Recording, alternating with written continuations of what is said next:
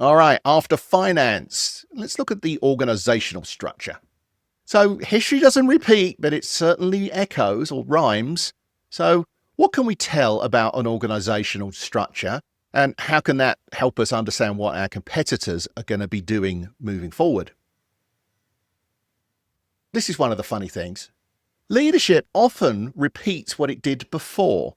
So if you have a new CEO or a whole new C-suite come in, look to what they did at their previous company, because they're likely to want to try and do the same thing again, which is really interesting because often those individuals didn't necessarily make it work at their last company, but want to make it work at their new one.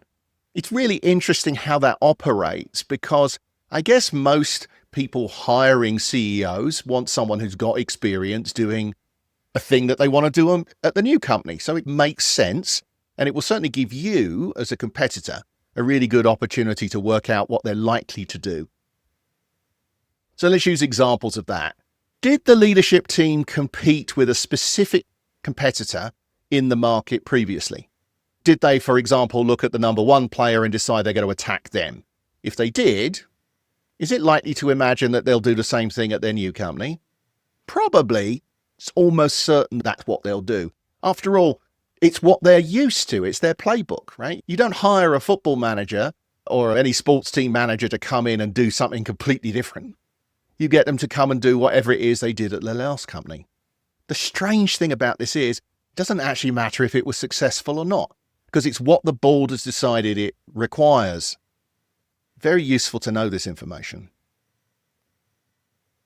Are they out for revenge?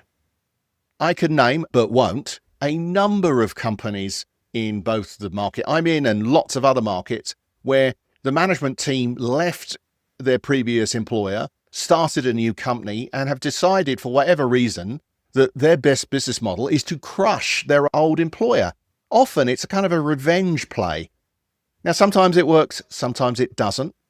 I'm not here to make a decision as to whether that's a good business decision. I'm here to help you understand that knowing how these people think allows you to get in their head and work out what they're going to be doing competitively. So the lesson of history is people don't learn the lesson of history. If they worked for a previous organization that they then want to get revenge on, does that really make any sense? If I'm an investor in a company, I want my company to be successful. I don't care about what the competition's doing, or I do, but only in the sense of how they compete with me. My business shouldn't be about crushing another one. My business should also not be about repeating something that didn't work at a previous company. But just because that's what I think is true doesn't mean that's not how most people act. So we can learn a lot from who's in charge. Let's talk about